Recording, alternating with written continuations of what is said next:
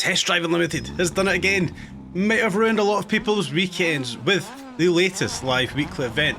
Kind of spoke about that. You know, when the event went live, I expected a huge bit of competition as I absolutely destroy a children's play park. Don't report me for that one.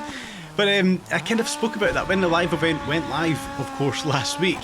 And I expected it to be hyper competitive, much like we've seen last week with the Audi TT RS events.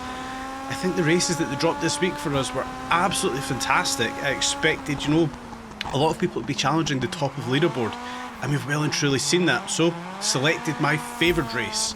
Maybe not the one you guys were expecting, but the one I've chosen to come back and get into this week is the Aberdeen Festival race. Max year of 2000 and a max RP of 600, of course, dominated by the Alpine A110 Celine edition. The only time I've set for this race is a 2-minute 24 in the Alpine A110 Celine edition. Now, very impressed to see Takamisa Kare, hope I never butchered that name, setting a time there in the Diablo VT, as did Smoke 2010. Awesome to see some people getting a tune out of the Diablo. But we can see the likes of Ballin World, MGR, GR Picuvius, of course, and I'm not even going to try and butcher your name, Sizurek. Sorry. Dede also top times there in Alpine A110, 2-minute 17, 2-minute 14, 2-minute 7, 2-minute 5. Need to make up about 20 seconds in the Alpine A110. It's going to be a bit of a challenge, but we're going to go for it. Now, previously, did of course build the... I didn't do a build, sorry, for the A110. I was using the off-road tune on road. I went away, I've made a build for it. Feels good. We're going to give it a try. Of course, kicking it off in the A110. Interesting, the Alpine right behind us, the orange one there, is an A110 Celine edition, but is on a different colour. Have you guys seen that in the game just yet? That's the first time I've noticed that. It doesn't have the Celine livery applied to it, but we've launched the Celine off the line. You can see just how quickly this thing's going through the gearbox. Going to go through the build, going to go through the tune, all the parts applied to it at the end of today's video, guys, so stick around for that one. But the way we've built this thing is going to get through the gears unbelievably quickly. It's a lot more stable on the road. We can see just how more firm that suspension is in the A110. Fully committed through the little chicane here. Yes, we certainly do. Just managed to keep it on all fours. Backing off a little bit through this chicane. It's always going to be tricky for us. We know we've done that many times in the ranked races. But as we do push forward through the cobblestones, we lock up. We just tap a wall. We do lose a little bit of time there. I've also had a little bit of trouble with that corner, especially with the standard road tyres and with it being as wet as it is for this race. Locking up, not ideal. Our exit from that little corner just there, also not ideal. Taking out some barriers, backing off a little bit just through this section. It's tight, it's tricky, there's lots of street furniture. We're going to have to try and navigate our way around it as we do come around the left-hand 90 there onto this dual carriageway section. It is tricky to try and keep this thing stable as we can. It's wet, it's slippery, we've got the standard road tyres. We know we're not focusing on the traction here, we're not focusing on the handling as we do touch a barrier, lose a little bit of momentum.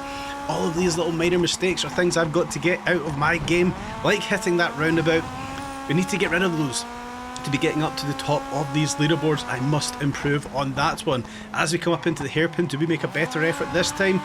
It feels slow, but sometimes slow and clean is the quickest way of getting around it, so the hairpin didn't feel all too bad. The worst corner in this one, guys, let me know in the comment section down below how many times that corner has caught you out. As we're up on two wheels just there, we do manage just to keep it. Big cut across the track here, the Celine landing fantastically well back on all fours, pointing us in the right direction. Huge corner cut just here, taking out our mandatory lamppost. That is on purpose. I've done this track a few times now.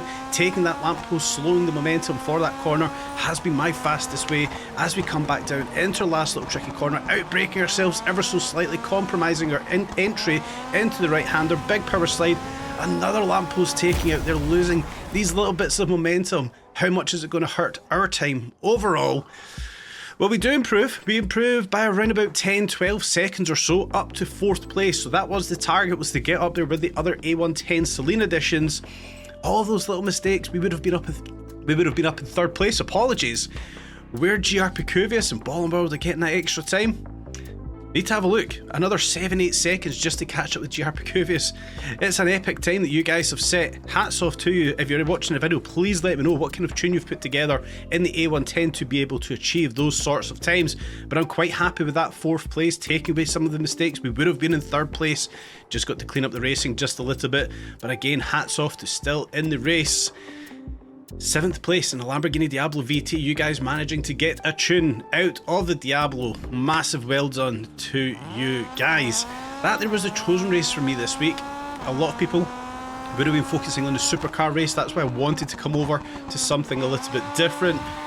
You guys know I'm a huge fan of this A110 Selena Edition Digital Diesel. One of the viewers of the channel was an early guy in this car, touted it highly.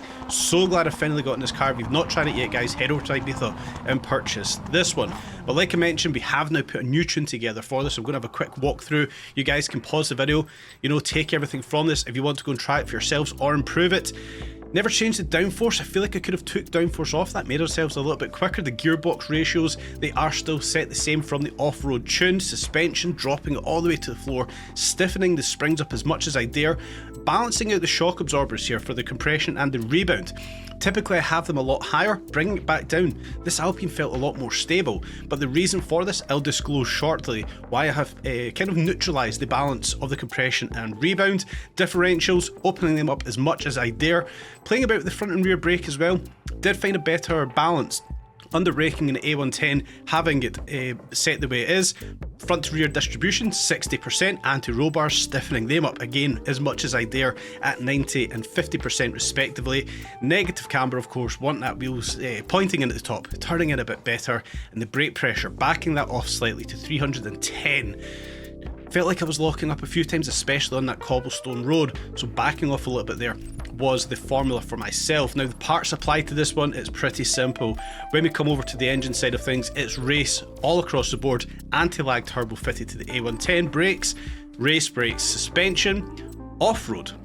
Now, the reason I balance compression and rebound is I have that off-road suspension fitted. I wanted to try and claim back some of the RP PR for the build, so off-road suspension was that one. Short gearbox, we've seen just how quickly we got through that gearbox. The short gearbox was applied for this one with the race transmission, aerodynamics and chassis, race spec of course. We want that to be, you know, as smooth and light through the air as possible. All season tyres, like we kind of mentioned.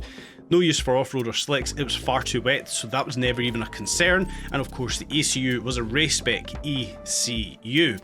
Now with the Alpine weighing in at just 640 kilos, an incredibly light car at 316 horsepower, and 0 to 60 of just about 3 seconds top speed, with the tune that we've got it, the way we've got it built of 145, this thing was frighteningly fast across the road. I'd love to know what kind of G's this pulled under acceleration. We've seen just how quickly the A110 launched off the line, bang through 1st, 2nd, through 3rd, up into 4th.